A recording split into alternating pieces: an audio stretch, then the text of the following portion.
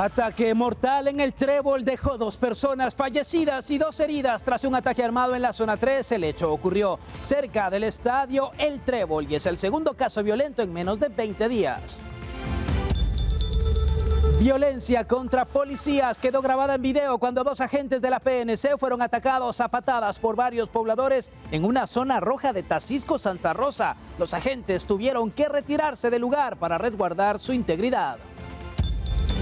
Alerta por menores en actos criminales. 608 han sido remitidos por su presunta participación en hechos delictivos durante 2026. Más de 40 fueron detectados con armas de fuego, incluidos al menos 10 con fusiles de asalto y chalecos antibalas. Un conductor persiguió y atropelló a 2 supuestos asaltantes que, según las autoridades, acababan de robarle. Cámaras de seguridad captaron el momento del impacto que causó la muerte de ambos. El Festival de las Flores llegará por primera vez a Petén en el 3 y 4 de octubre, mientras Antigua Guatemala prepara su 10ª edición para noviembre. Todos los detalles de este colorido festejo se lo presentamos hoy en Impacto Directo.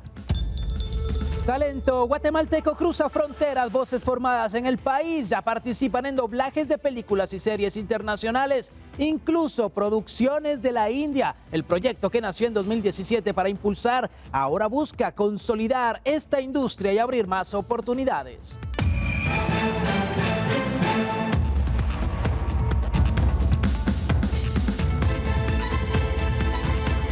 Hola, muy buenas tardes, bienvenidos a Impacto Directo, un gusto estar con ustedes, soy Alexis Ponce. Hoy estamos en un horario distinto porque a las 19 horas el Foro de Guatemala no se detiene. Doy la bienvenida a los panelistas que nos acompañan: Jairón Salguero, actor y comediante; Héctor Pérez, médico de emergencias y psiquiatra. Hablemos de lo siguiente: se trata de un ataque armado registrado en la zona 3 capitalina que ha dejado como resultado 2 personas fallecidas y otras 2 más heridas, quienes fueron trasladadas a un centro asistencial.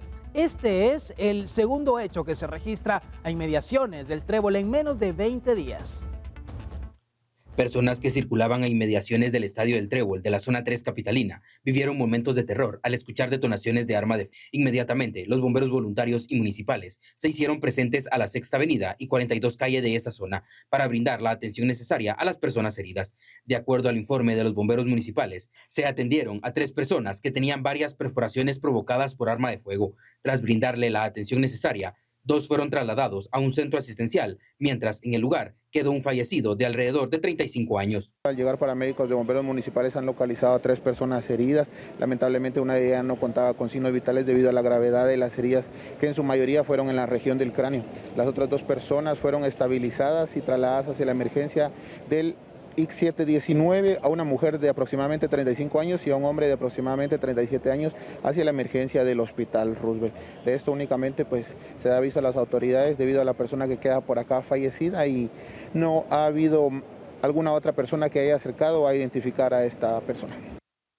Por su lado, bomberos voluntarios informaron que atendieron a una persona con varias heridas. Sin embargo, a pesar de los esfuerzos de los socorristas, perdió la vida. Ninguna de las víctimas ha sido identificada. Personas heridas de arma de fuego sobre la 41 calle y Puente Las Calaveras, ubicado en la zona 3 de la capital.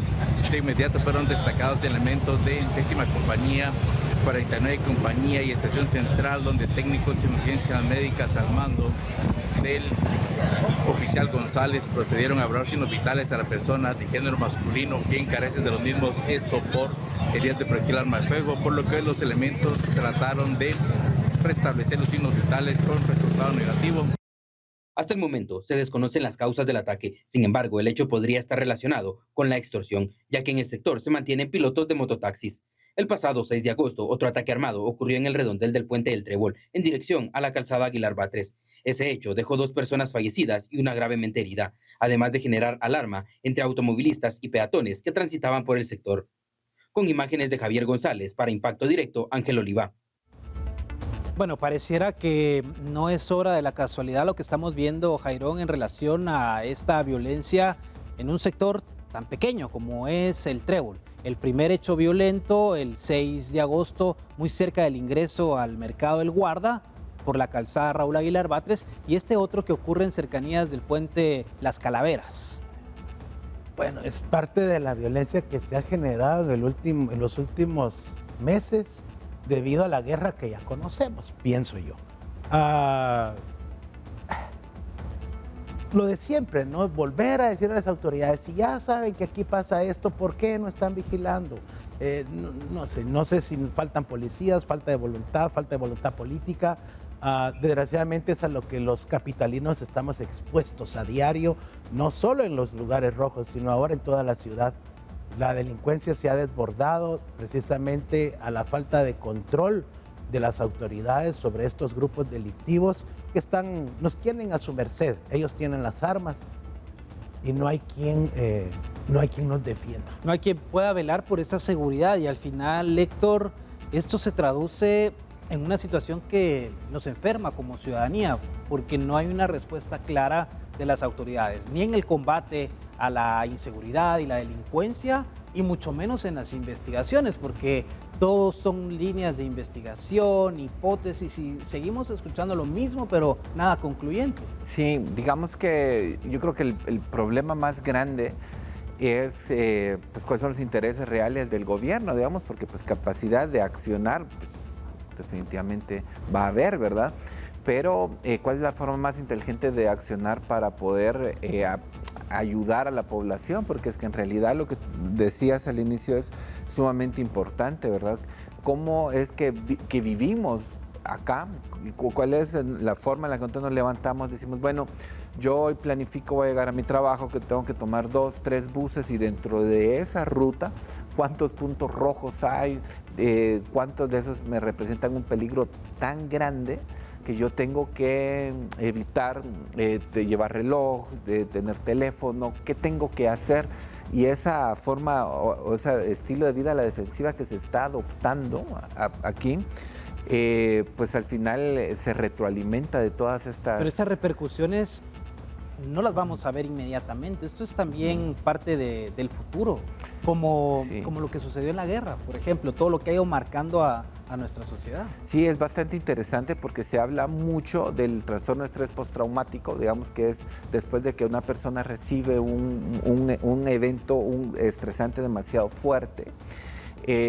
Cómo va a reaccionar por el resto de su vida, pero como tú dices, al final todo esto no solo influye en la persona que lo está viviendo, sino en las futuras generaciones, que también esa forma, esa mentalidad, esa forma de vivir, esa forma consciente, pero también procesos inconscientes, también se los vamos enseñando a nuestros hijos. Situación familia, compleja. ¿no? Tenemos que hacer la pausa, ya volvemos. Vea las siguientes imágenes porque un usuario de redes sociales compartió un video en el que se observó el momento en que 2 agentes de Policía Nacional Civil fueron agredidos por un grupo de pobladores en Tacisco, Santa Rosa. Según la información difundida, el incidente ocurrió en una de las calles conocida como Zona Roja del municipio durante una acción preventiva de los agentes. En las imágenes se observó cómo varias personas se acercaron y golpearon a patadas a los policías, quienes finalmente se retiraron del lugar para resguardar su integridad.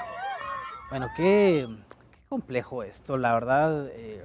¿Cómo es posible que no se respete a la autoridad? Sí, justamente yo creo, y en eso estaba pensando, lo que pasa, creo yo, es que en Guatemala tenemos algunas cuestiones de importancia cultural que no se trabajan. Digamos, nosotros, por ejemplo, no creo yo que ni siquiera tenemos en claro los 3 poderes judiciales, cómo funciona, o 3 poderes del Estado, cómo funciona en este caso el judicial.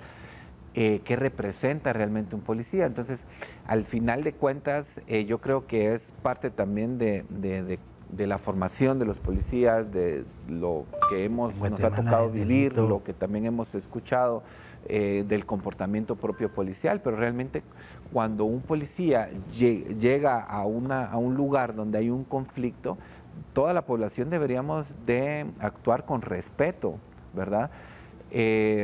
Pues tampoco como algo, digamos, fuera también desproporcional, ¿verdad? Pero sí con no respeto. ponerse como alfombra, pero, Claro, pero saber respeto, que representan la autoridad.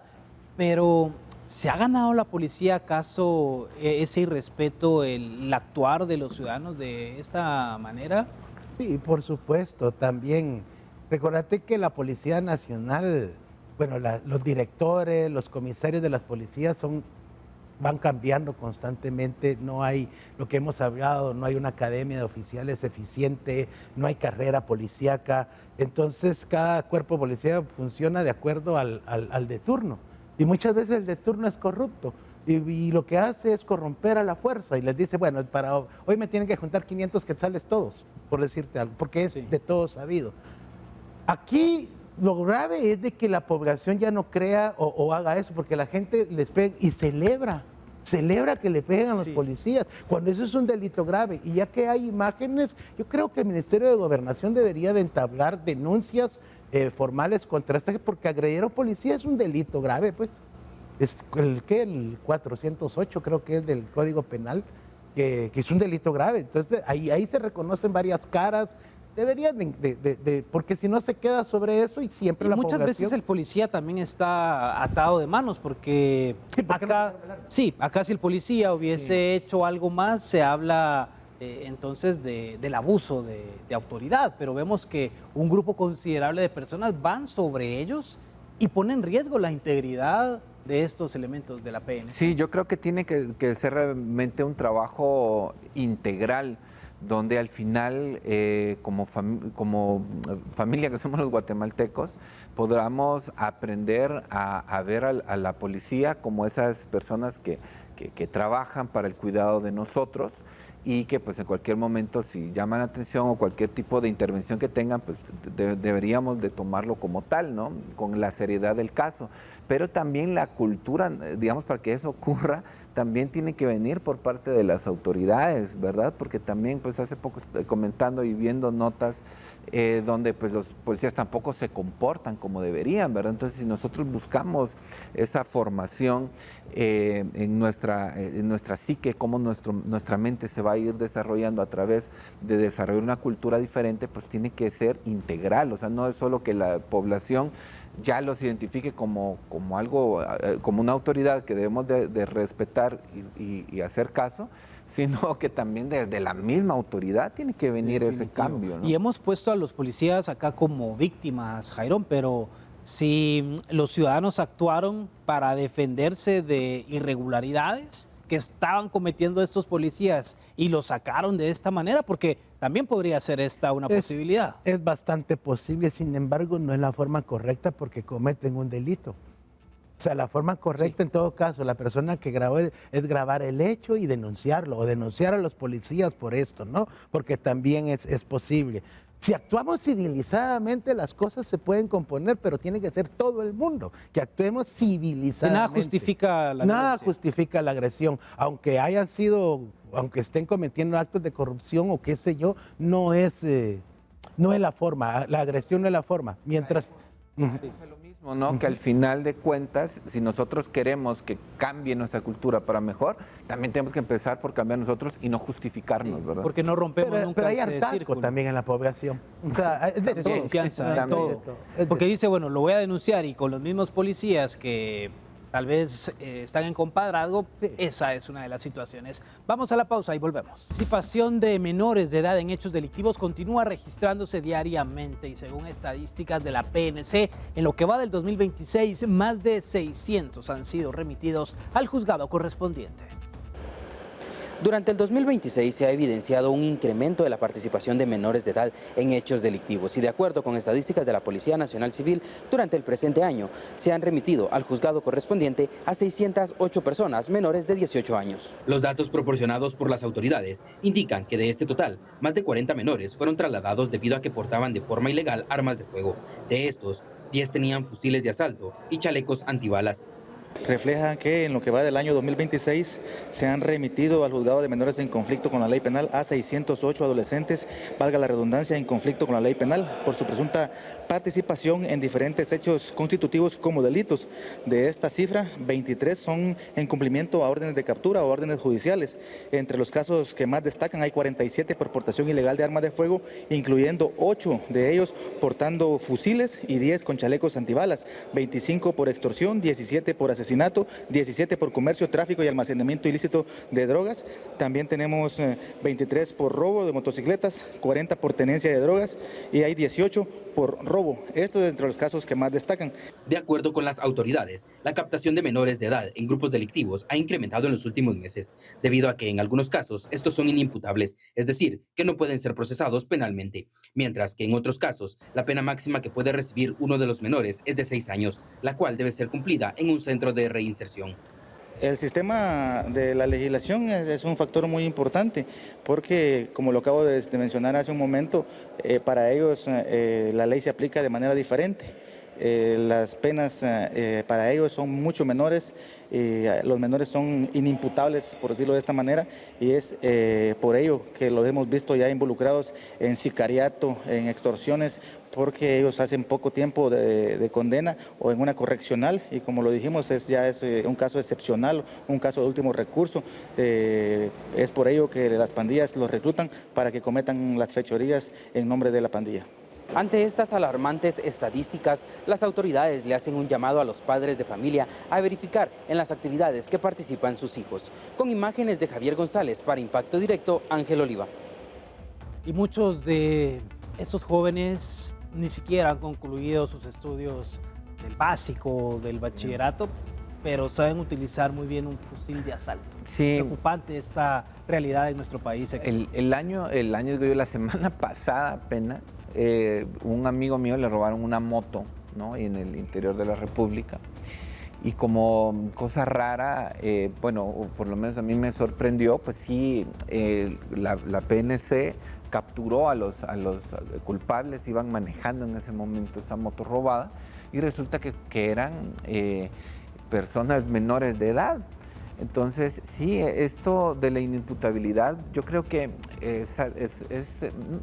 no, tal vez no es un problema, pero sí como nosotros enfrentamos esta problemática, eso sí que es un problema, porque como bien lo decían en la nota, al final todas las personas están, que se dedican al crimen, ya contemplan eso, y lo que hacen es mandarlos para que puedan ellos, si los agarran, pues no hay problema porque no los pueden.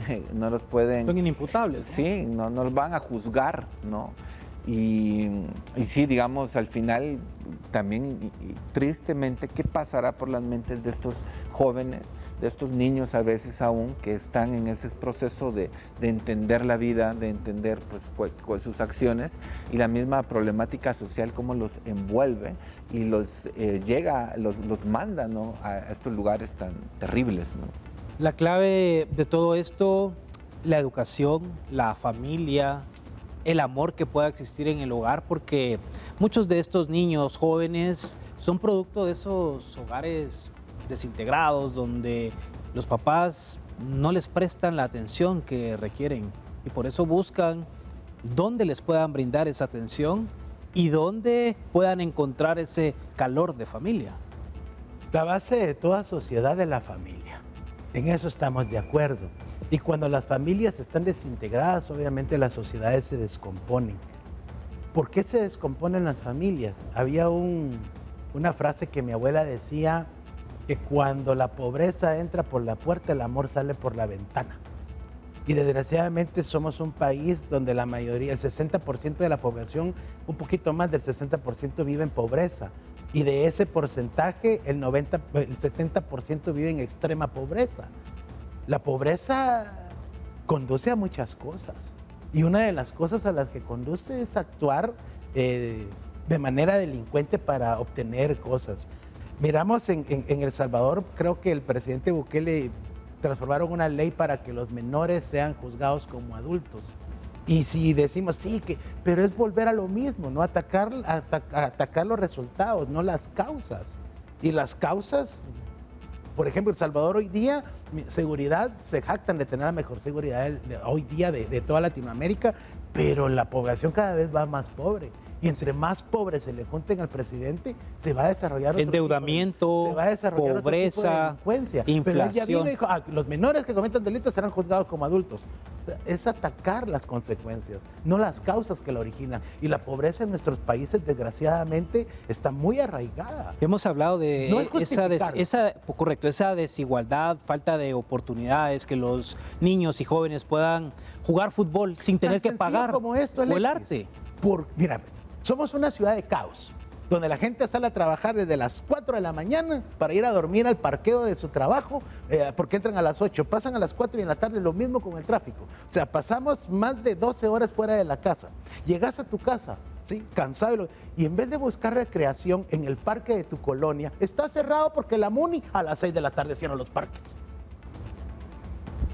Cuando es el único horario en que vos puedes ir a jugar con tus niños al parque. Bueno, si llegas a las 6 de la tarde. Por eso, si llegas pero vamos a ver. Eso es en el mundo ideal. Vamos a leer. Eso es en la ciudad del futuro. Sí. Ahí lo vamos a ver. O sea, ¿cómo, no? O sea, a partir de eso. En fin, tenemos un montón de errores en nuestro país que contribuyen a que la delincuencia siga aumentando. Y no hay parques. Esa es otra realidad.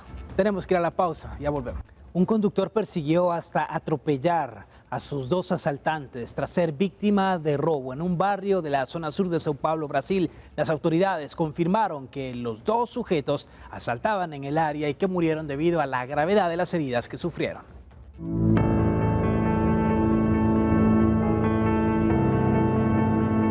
El reloj marcaba las 6:43 horas del 21 de agosto en el barrio Capão Redondo, en la zona sur de Sao Paulo, Brasil. Un hombre se hallaba afuera de su casa con su vehículo cuando 2 sujetos armados en motocicleta y que fingían ser repartidores por aplicación lo sorprendieron y lo despojaron de sus pertenencias. Uno de los supuestos asaltantes estacionó la motocicleta atrás del vehículo y sacó un casco que la víctima había guardado unos segundos antes. Tras el asalto a mano armada, ambos sujetos abandonaron el lugar. Sin embargo, la víctima retornó e inició una persecución. Un segundo ángulo de la cámara de videovigilancia muestra el momento en que el automovilista atropella a los supuestos ladrones en una calle cercana. Tras el impacto, el conductor descendió del vehículo para vociferar que había sido víctima de un asalto, mientras vecinos se acercaron para observar lo que había sucedido. De acuerdo con el reporte de medios locales, los 2 hombres murieron en el lugar debido a la gravedad de las heridas, mientras el conductor resultó ileso. La policía militar de Sao Paulo acordonó el área del crimen e incautó un revólver calibre 38, 5 teléfonos móviles y joyas. Uno de los agentes policiales confirmó que ambos sujetos asaltaban en la zona a bordo de una motocicleta. Para Impacto Directo, Ginny Sogben. Bueno, hemos hablado en reiteradas ocasiones que muchas veces el tomar la justicia por la propia mano no es la mejor decisión, porque terminamos en lo mismo, en ese círculo de lo que queremos combatir. Pero leía los comentarios de los internautas alrededor de esto y mencionaban el karma, que el karma existe.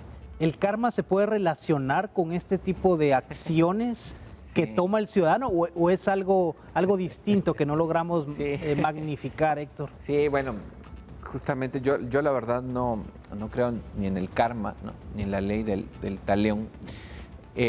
La realidad acá es que, o lo que yo veo es la importancia de tener una buena salud mental, porque bueno, ¿quién quiere ser asaltado? Yo creo que todos, cuando vemos la forma en la que es asaltada, con arma de fuego, que le abran el carro, que hacen lo que quieran con la impunidad tan grande que definitivamente uno pues no se siente, no es agradable esa sensación. Pero ahora la pregunta que deberíamos de hacernos es, ¿qué es mejor, ser víctima de un asalto o ser asesino? Doblemente, cometer un doble asesinato. Porque ahora eso es lo que él tiene que llevar de ese día en adelante, ¿no?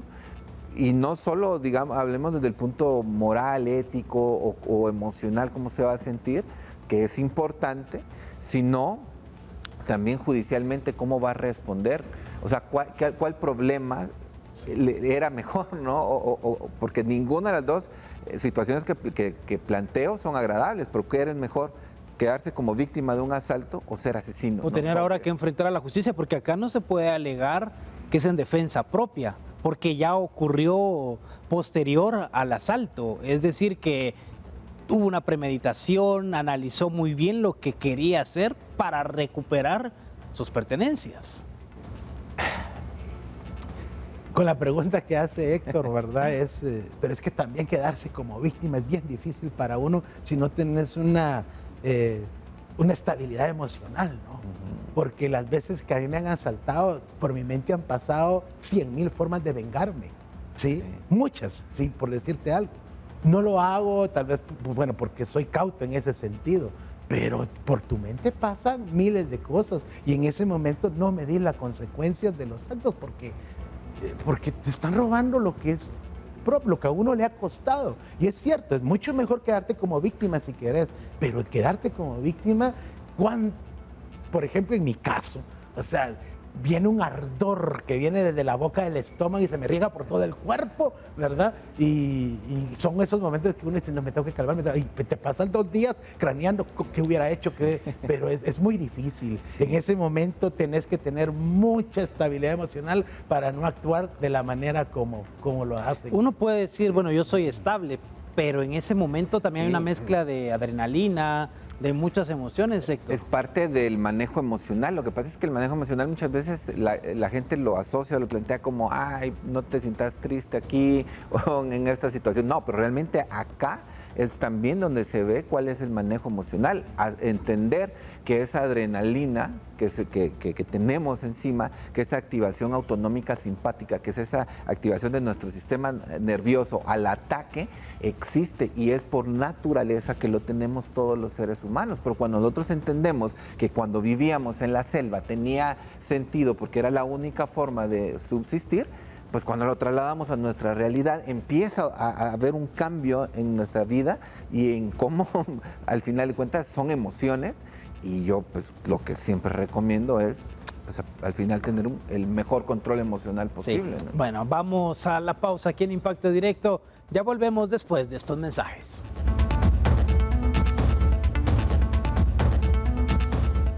Y el Festival de las Flores ampliará este año su alcance y llegará por primera vez a Petén. La actividad se realizará el 3 y 4 de octubre en Flores, mientras que en Antigua Guatemala se celebrará su 10ª edición el 14 y 15 de noviembre con una agenda que se extenderá durante octubre y noviembre.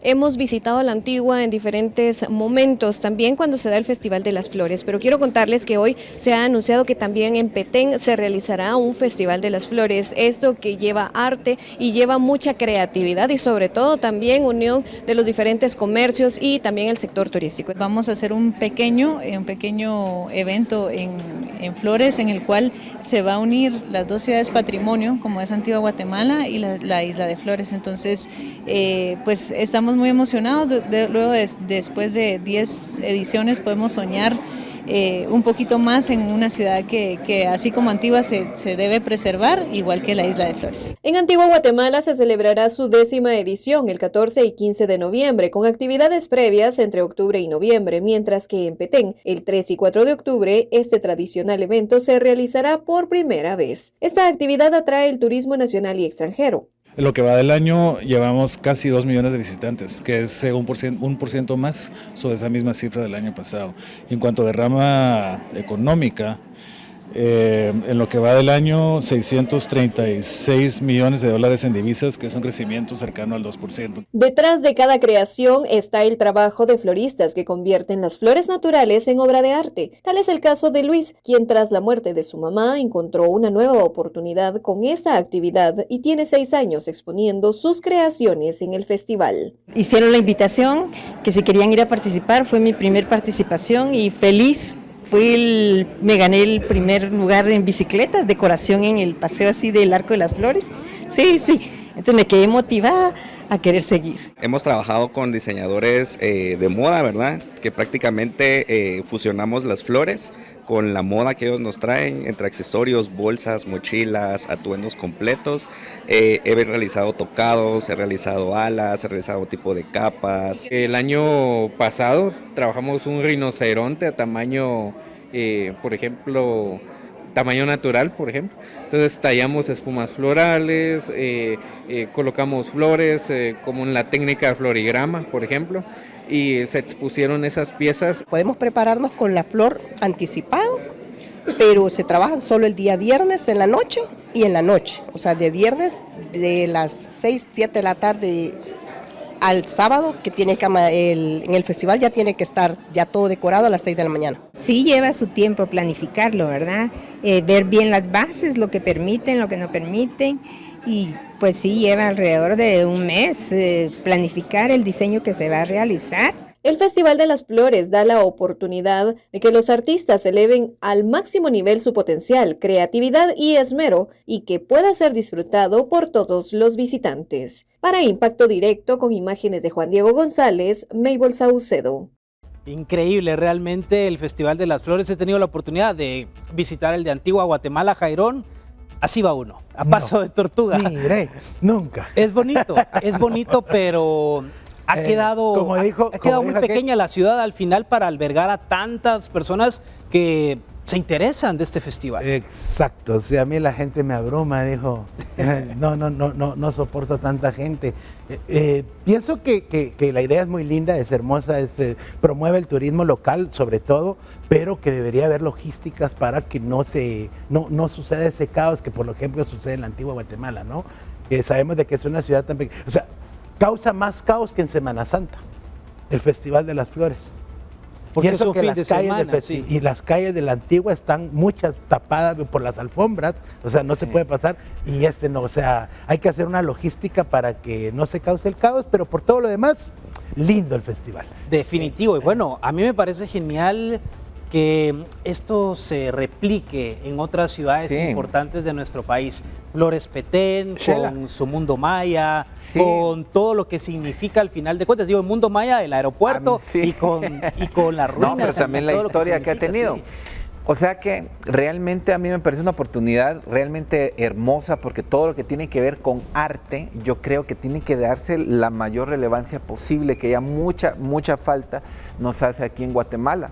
Entonces, claro, digamos, al final hay diferentes expresiones artísticas y cada quien pues tendrá sus preferencias, se identificará más con algunas que con otras, pero no importa, mientras sean flores, con lo que sea, que hagan los adornos, que hagan las carrozas, que hacen, no importa realmente mientras haya expresión artística. Yo lo único que llamaría es justamente a eso, a darle el mayor valor al contenido, ¿verdad? Porque de por sí, claro, la vegetación, las plantas son bonitas, pero ese contenido, esa temática que se va agarrando, yo creo que eso es lo más importante, y para las personas que van a participar, pues esa invitación también a que no sea solo algo estético, sino que haya ese mensaje, que se trabaje mucho en ese mensaje que se quiera transmitir a través de este medio, ¿verdad? Definitivo, ya lo sabe. Entonces, en Petén y Antigua Guatemala, este Festival de las Flores. Ya regresamos después de la pausa. Llegamos hacia el final de Impacto Directo. Gracias por acompañarnos en este lunes. A los panelistas: Jairón Salguero, actor y comediante; Héctor Pérez, médico de emergencias y psiquiatra. La invitación es para que siga con nosotros aquí en Guatevisión. En instantes arranca el Foro de Guatemala No Se Detiene. Mañana regresamos a nuestro horario habitual, 19 horas. La mejor de las noches, pásela bien.